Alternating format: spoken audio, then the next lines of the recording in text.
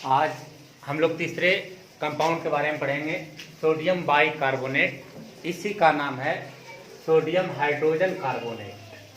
Sodium bicarbonate कहिए या sodium hydrogen carbonate, ये आपका रासायनिक नाम है।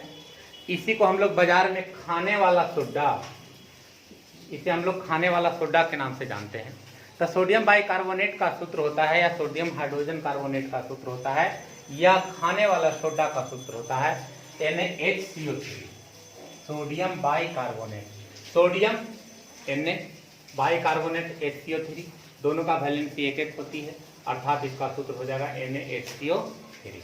अब इसके अनुभार निकालेंगे। सोडियम का 23, हाइड्रोजन का 1, कार्बन का 12 और एक ऑक्सीजन का 16। तो यहाँ ऑक्सीजन 3 है, तो 16 या 48 जोड़ेंगे आ जाएगा 84। अब बनाने की विधि में हम लोग पढ़ रहे हैं बनाने की विधि। तो बनाने की विधि है एक साल्वे विधि, या इसी को कहते हैं अमोनिया सोडा विधि। अमोनिया सोडा विधि के द्वारा बनाया जाता है, या इसी का दूसरा नाम है साल्वे विधि। तो प्रिंसिपल में कहता है सिद्धांत में कि जब अमोनिया गैस से संतृप्त, अमोनिया गैस से संतृप्त का मतलब एक्वस यानी कि जल की मात्रा होनी चाहिए, या ब्राइन लिखा है, देखिए जलीय विलयन, इसी को कहते हैं जलीय विलयन को कहते हैं ब्राइन। तो जब अमोनिया गैस से संतृप्त सोडियम क्लोराइड के संतृप्त जलीय विलयन में यानी कि कार्बन डाइऑक्साइड गैस प्रवाहित करते हैं, तो अभिक्रिया के पश्चात सोडियम बाइकार्बोनेट का निर्माण होता है। देखिए सोडियम क्लोराइड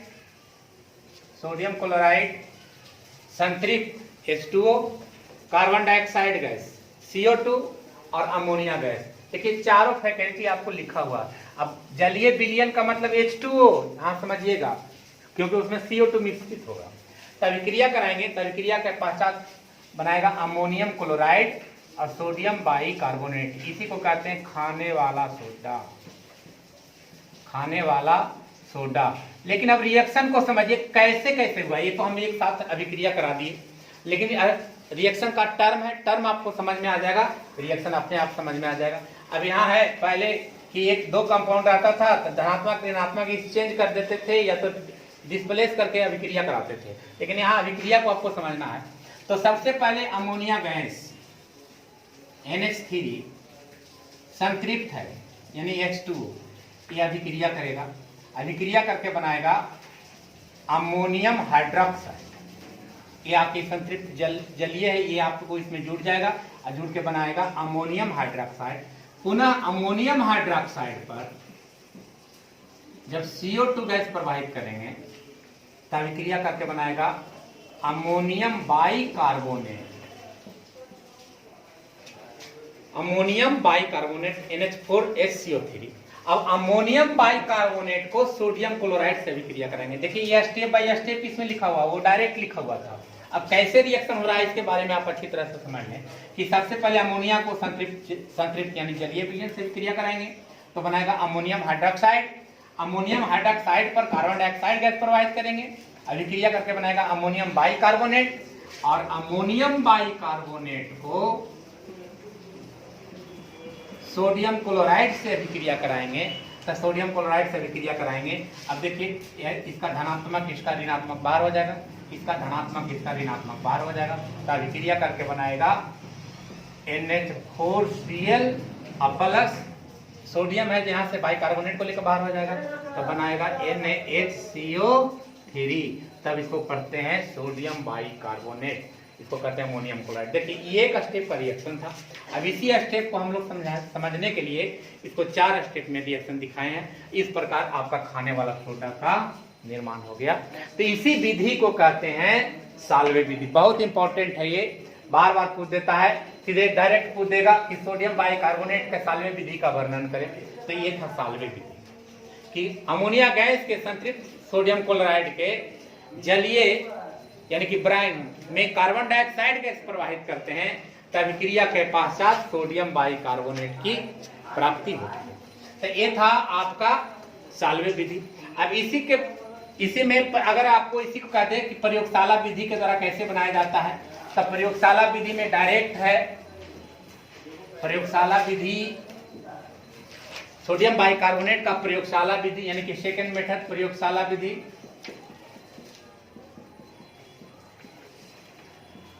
प्रयोगशाला विधि में कहता है कि जब अमोनियम बाइकार्बोनेट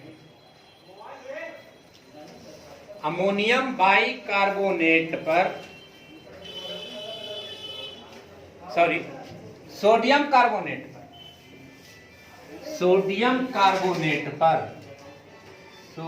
कार्बोनेट पर संतृप्त यानी जल कार्बन डाइऑक्साइड गैस प्रवाहित करते हैं।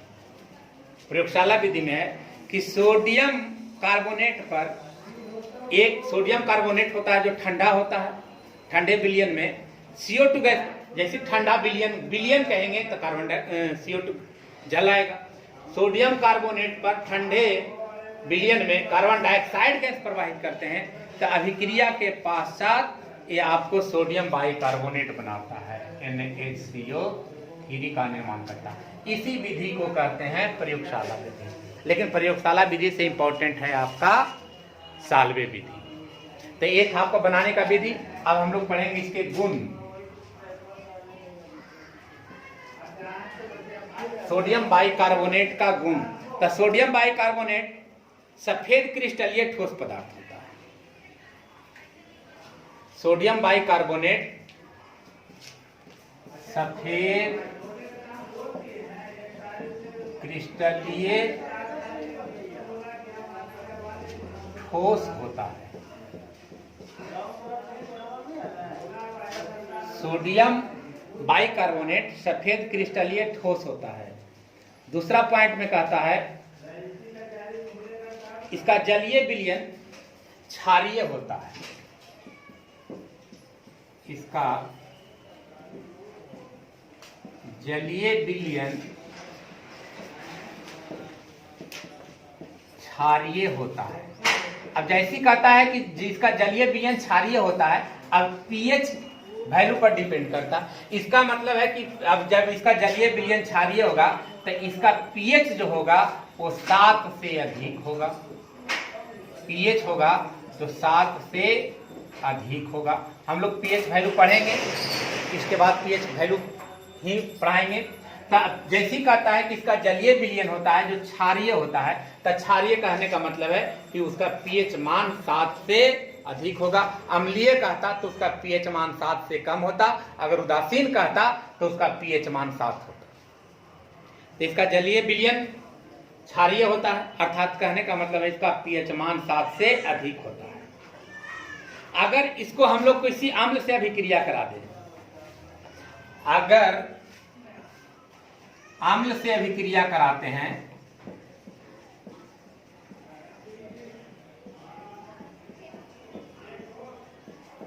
तो उदासीन होता है। उदासीन होता है। अब उदासीन क्यों होता है? अब इस बात को समझना कि जिसको अगर हम अम्ल से अभिक्रिया करा दें तो ये उदासीन क्यों हो जाएगा? क्योंकि इसका पीएच इसका जो विलयन होता है वो कैसा होता है? क्षारीय होता है। अब क्षार और अम्ल से अभिक्रिया करेंगे तो क्षार और अम्ल से अभिक्रिया करके बाद वो उदासीनीकरण अभिक्रिया कहलाती है। जैसे NaHCO3 को अगर हम लोग HCl से अभिक्रिया कराते हैं, हाइड्रोक्लोरिक अम्ल से अभिक्रिया करा दें, तो हाइड्रोक्लोरिक अम्ल से अभिक्रिया कराने के पश्चात ये बनाएगा आपको NaCl प्लस H2O और प्लस कार्बन डाइऑक्साइड का निर्माण करेगा। कार्बन डाइऑक्साइड का निर्माण करेगा।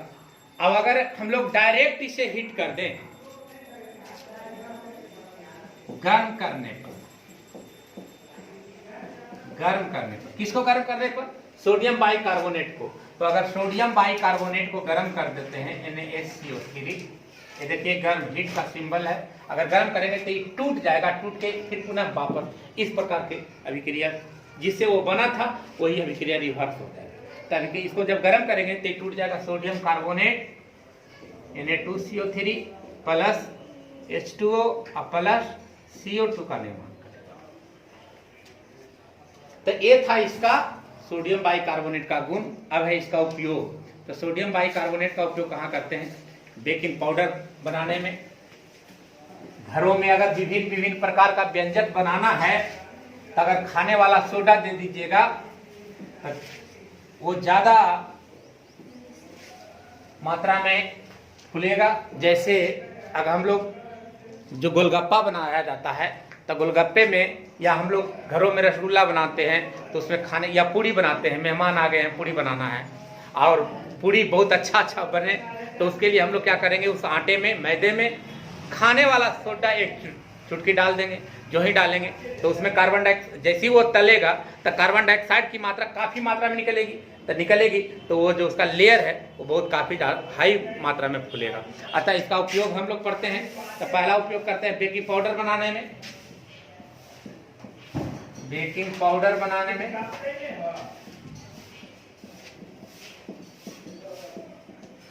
दूसरा उपयोग है कोल्ड ड्रिंक में।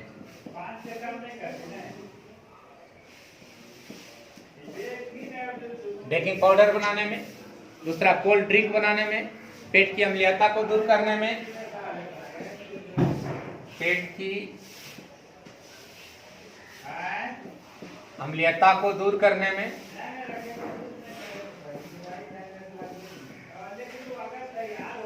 पेट की अम्लीयता को, अगर एसिडिटी की मात्रा है तो उस समय हम लोग खाने वाला सोडा का भी प्रयोग कर सकते हैं।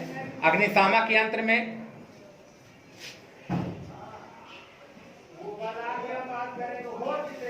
अग्निशामक यंत्र में, क्योंकि इसमें कार्बन डाइऑक्साइड की मात्रा निकलेगी, काफी मात्रा में कार्बन डाइऑक्साइड की मात्रा अपघटित होकर कार्बन डाइऑक्साइड की मात्रा निकलेगी। और जब कार्बन डाइऑक्साइड, हम जानते हैं कि आग को नियंत्रण करता है, आग को बढ़ने से रोकता है, तो इसमें हम लोग अग्निशामक के रूप में भी इसका प्रयोग कर सकते हैं। पांचवा, दूध को सुरक्षित रखने में,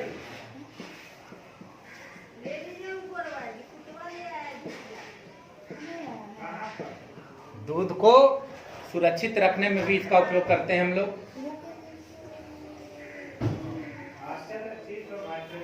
रसोई घर में,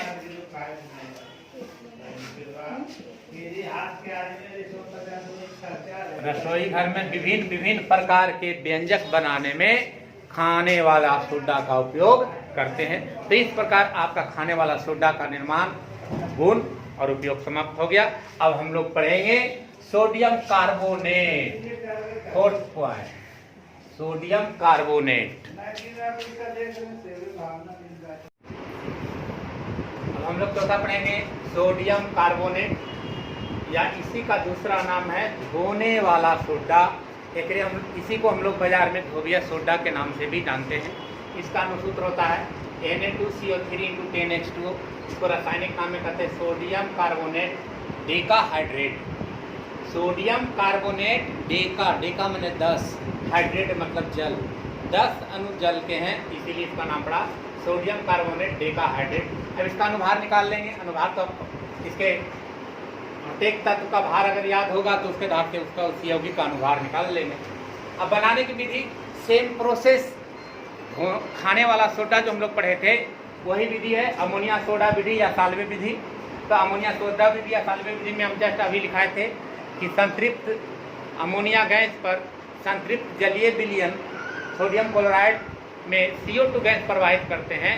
तभी क्रिया के पश्चात आपको सोडियम बाइकार्बोनेट का निर्माण होता है।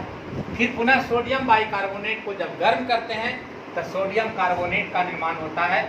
और जब सोडियम कार्बोनेट को रवाकरण करा, रवाकरण का मतलब जल में धोना, रवाकरण कहने का मतलब है जल में धोना। जब सोडियम कार्बोनेट को, इससे सारे जल के अणु निकल चुके हैं, अब इसको जब रवाकरण कराएंगे तो रवाकरण कराने के पश्चात सोडियम कार्बोनेट डेकाहाइड्रेट यानी कि खाने वाला सोडा अर्थात सोडियम कार्बोनेट का निर्माण करता है। अब इसके गुण में कि सोडियम कार्बोनेट, इसके जलीय विलयन जो होते हैं वो क्षारीय होते हैं। फिर पुनः आया क्षारीय, तो इसका मतलब इसका pH वैल्यू जो है वो 7 से अधिक है। यह जल में घुलनशील होता है, यह सफेद चूर्णित ठोस पदार्थ होता है। धोने वाला सोडा आप देखिएगा बाजार में उपलब्ध है। धोने वाला सोडा यह सफेद रंग का चूर्णित ठोस द्रव होता है। यह जल में घुलनशील होता है, यह आसानी पूर्वक जल में घुल जाता है। अब इसका उपयोग गलास के निर्माण में, कांच के निर्माण में, कागज के निर्माण में, कपड़ा धोने में और खराब जल में मौजूद खराबपन को दूर करने में भी इसका उपयोग करते हैं। अब यहाँ ये तो इसका गुण था, इसका उपयोग था, ये बनाने का विधि है। अब इसमें एक टॉपिक है उत्फुलन, सबसे इंपॉर्टेंट है उत्फुलन। किसको कहते हैं? उत्फुलन। उत्फुलन एक प्रक्रिया है। और उत्फुलन है क्या? तो कहता है उत्फुलन। उत्फुलन क्या है, इसके बारे में आप अच्छी तरह से समझ लें कि जब Na2CO3 × 10H2O को कसकर गर्म करते हैं, यानी उच्च ताप पर इसको हम लोग क्या करते हैं? गर्म करते हैं। तो गर्म करने के बाद या इसको हवा में खुला छोड़ दें, Na2CO3 × 10H2O को हवा में खुला छोड़ दें, तब खुला छोड़ देने के बाद जल के जितने भी अणु होते हैं वो उसको त्याग कर देता है। और जल के अणु को त्याग करने के पश्चात उष्मा देंगे और हवा में छोड़ देंगे। हवा में छोड़ देने के बाद ये क्या बनाएगा? Na2CO3 × H2O plus H2O। अब सोडियम कार्बोनेट मोनोहाइड्रेट, यानी कि जल के 9 अणु को इसने क्या किया? त्याग कर दिया।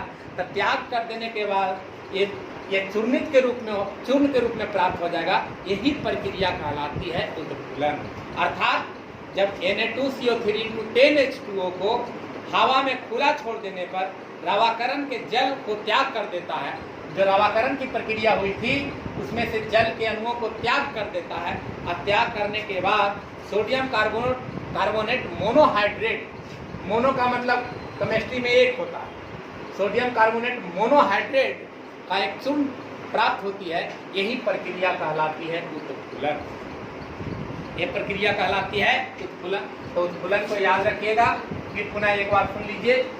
जब Na2CO3 × 10H2O यानी कि सोडियम कार्बोनेट डेकाहाइड्रेट को हवा में खुला छोड़ देने के पश्चात या जल के अणुओं को त्याग करके सोडियम कार्बोनेट मोनोहाइड्रेट, मोनो का मतलब एक, सोडियम कार्बोनेट मोनोहाइड्रेट का एक चूर्ण प्राप्त होता है।